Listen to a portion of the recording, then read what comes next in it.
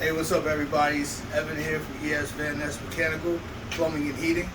Another video for you guys on another project that I did. This is a Crown Phantom Series boiler, Combi, 180,000 BTU. We took out an old atmospheric that was here, replaced it with a new high efficiency unit. A lot of people are choosing to go with these high efficiency units because you can get big rebates back, especially in the city. You got to check with Pico when you're outside of the city, see what they offer is different numbers for different things. But I'm going to explain to you guys exactly what we got going on here as far as all this stuff you see coming out of here. It looks like a lot, but it's fairly simple as long as you just pay attention, all right? So what we have here, underneath here, okay, you have your supply and your return. All right, we'll just start there. So just follow my finger. So supply line comes down, comes low. You got two shut-off valves to isolate the boiler, shut them down, and we continue on. And follow my finger, we come up and there's actually a T here between the supply and the return line. Return line comes down, boiler drain, low point of the system for draining the system out. Another shut-off valve. So you can see this comes up behind. So supply and return right here. Maximum, this could be 12 inches apart. You don't want to be any wider than this, because the way this works is, this is your boiler loop right here. This is your loop for the boiler. You have an internal circulator that's in the boiler. And what this does is this just keeps hot water in this area. Okay, so when water comes back in the return line, from being a lot cooler than what it was when it left, it doesn't shock the boiler. It gets mixed in with the hot water, pulls some of this hot water back and mixes it. Okay, so this is very important. For larger systems, you should have this T in here. Or they make what's called a hydraulic separator. You can put one of those in if you want. Being with the cost of the material and everything these days, this is a more efficient, cheaper way. Alright? So if you follow my finger here, you go behind these other pipes, come up, around, come to our air scoop, high vent. Okay, it's for getting air out of the system as new water gets introduced in, or if anything comes back around in the return while the circulators are pushing it. Underneath, you come down, come over, tee off. Pressure reducing valve for boiler systems. This knocks the pressure down to 15 psi. You can't run a boiler system on street pressure. It has to get knocked down. These are very important. You see a lot of people don't have these. They just have a shut-off valve. That's not what you want. You should always have a pressure reducing valve. Back behind that, backflow preventer. Very important. You should have a backflow preventer because you're connected to your domestic water. This is the domestic water coming in. This half-inch line, shut-off valve. Backflow preventer keeps your domestic water and your heating water from getting cross-contaminated. If there was ever a water main back in the street and you had negative pressure, and all the pressure from the water that's in the house wanted to get sucked back down into the street, the backflow preventer will slam shut and keep that from happening. Okay, very important. If you don't have that and something like that ever happened and you don't have any kind of check valve or anything in there, you'll be drinking black, nasty, dirty, rusty water from your heating system. So very important. Come back underneath the T here, come back, loop around to our expansion tank. Expansion tank, it's only filled a little bit with water. There's a bladder in there, a rubber diaphragm. So as the system heats up, as this water gets up to 180, 200 degrees, what do things do when they heat up? They expand. So when the water heats up, this bladder in here can compensate for the expansion of the water. If you don't have one of these, it's likely you're going to blow your pressure relief valve once the pressure gets too high.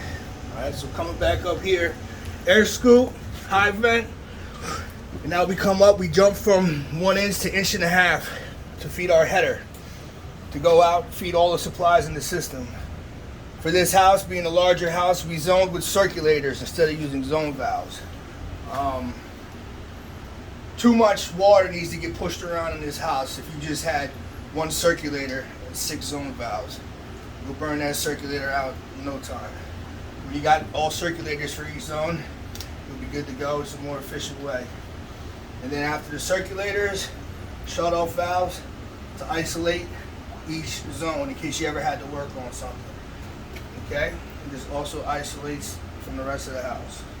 All right, and then all this other piping here is the supplies out, okay, and the returns coming back in. These 3 lines back here and some lines coming up overhead, these are some of the return lines that come back around. So if you follow my finger, come back down around, these 3 lines behind, these are return lines. Okay, so if you follow them down behind, don't pay attention to any of this stuff in the front. The 3 lines in the back, we come up, and now you can see this is our setup for our return part of the system. What we have is a purge cock, boiler drain, shut-off valve, and a flow check valve. Flow check valves, purge cocks, shut-off, very important. This first little fitting right here is your flow check. What this does is this has a little gravity-fed weight in here that stays shut. Until water starts moving through the system, this gravity-fed weight will lift up and allow that water to pass through as each circulator kicks on, each one individually. And what this does, what the purpose of this does, this flow check valve, is when this system isn't being used, when this zone isn't being used, but other ones are being used, okay, this whole area is gonna warm up. It's gonna get hot. There's hot water that's gonna be coming up through this header. And what it does with that little weight that's sitting shut on a zone that's not being used, it keeps hot water from tracing its way back up through the system to lower parts of the house, and you get unwanted heat in places where you don't want heat. All right, so that's why these are very important. If you got multiple zones, you should always have these. When you have a shut-off valve to isolate the system, all the piping to the rest of the house from your boiler. Okay, and what's good with this is you use this for purging the system when you do maintenance every year to blow the system out. So the shut-off valve always goes before the purge valve, not after, because you don't want the water going all the way to the boiler when you purge, because when you purge you want to use street pressure. So when you purge the system, you would shut this zone off, right? Say you wanted to purge, this is zone 2 labeled. Shut this, hook your hose up to here, run it outside, run it to a sump pump pit, whatever. Open this up, okay? And then that'll allow water to flow through here. Now, in order to really push water through there and get it going hard, you want to put street pressure through there to kind of blow any gunk out that's in the pipes. Now, in order to get street pressure into a heating system, you have to have one end open. You can't keep this closed and put street pressure in, like I said, or you'll blow off the pressure relief valve. So this has to be open with a hose connected onto it. So when you got this open, you want to know how to put street pressure into a heating system. Go back to your pressure reducing valve right here. This little tab right here, if you lift this straight up and hold it up, it allows street pressure. It opens the valve and it keeps it open. Okay, and then once you're done blowing the system out, you just drop it shut and it blocks it back down to 15 psi. And then you shut this, take your hose off, and do it to each and every one. Especially, it's very good for when you're like doing maintenance on a system or initial startup on a house that hasn't really been maintained in a long time. Blow it out so you get nice clean water in the system. All right. So then we're going to go back down under the boiler again. And we have your 2 domestic lines. Okay. It's also acting as a tankless hot water heater, all in one unit. It's a combi system. Okay. So we have a hot on the left, cold on the right. So we come out with the hot system drain, blow down on the cold side, or the boiler drain to blow it down to empty out the system at a low point. Okay, so the hot water comes through to a mixing valve. Okay, the cold water, hot water, and then your tempered water. This mixing valve is very important on combination systems, because there's no mixing valve or anything inside this unit. So the water that's coming out of here, once it comes out of the heat exchanger, it's going to be 180 degrees. It's going to be hot like the heating system. It's not mixed in with that water. It's separate, but it gets cooked to that heat like it does with the heating. So you have to temper that water down. If you don't put a mixing valve in there, you jump in the shower and get hit with 180 degree water, you're going to know about it. All right? So cold, hot, mixing valve, tempered water. Okay, back on top here with the cold line, expansion tank, spring-loaded check valve acting as a backflow, and 2 shut-off valves to isolate the system. Okay, here's a tempered water system. Tempered water. This goes out to the house to feed the system, and this is your cold water coming in. All right, really not too much going on with that. And then last but not least, we have your condensate line. When these units go, they're high efficiency condensing units. So there's going to be condensate that comes out of the bottom of the unit. So you have to pipe that somewhere or get a condensate pump and set it up. Here, since we got a sump pit right over off to the side there, you can just pipe it right over there. Put a little pitch on it, gravity fed. It'll take its way right over to the sump pit, and that's all you got to do. If you didn't have a sump pit, you got to get a condensate pump. And then you got to run the 3/8 flex line to a stack somewhere. And big thing, when you cut into a stack or a drain line to put a condensate, there has to be a trap and a back water valve in case the stack ever got, or the stack or the drain line ever backed up.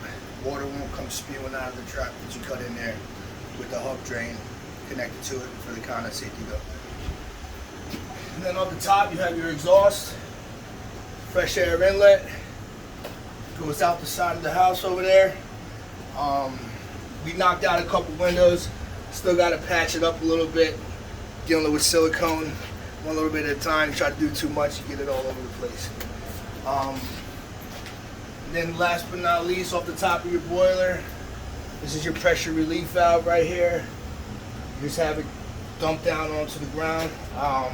Just for safety reasons, that really should never go off, but in case it ever did, you don't want it somewhere for, God forbid, if somebody was standing there, you can get hit and blasted with that hot water. So you should always have that pipe down to the ground. And then once the pressure gets relieved, it will stop. And yeah, other than that, that's it. We have a 6-zone here. This is a 6-zone setup. Future, we still got some more work to do on the other side of the house. We're going to reroute some pipes. We want to put certain rooms on another zone, so we're stuffed out for future. Like I said, you got a shut-off valve on here. You can just shut this off, and you can still run everything else. That's why you should always have everything isolated. And other than that, ES Van Ness Mechanical Plumbing and Heating. Thanks for watching.